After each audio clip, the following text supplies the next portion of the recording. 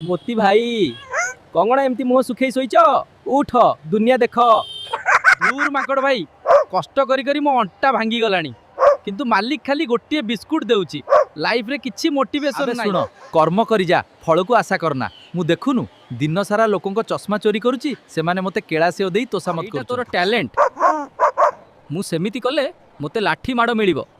अरे भाई निजको कुकुर नुहे बाघ भाबिबा सीख। वाओ वाओ जेउ दिन तू भूकिया बंद कर देबु से दिन दुनिया तोते भूली जीव। एमिति भूक जेमिति मालिक मटन खुआइबा को बाध्य हेबो। हां कथाटा तो सर हेले मोटिवेशन टा आसीबो केउठू।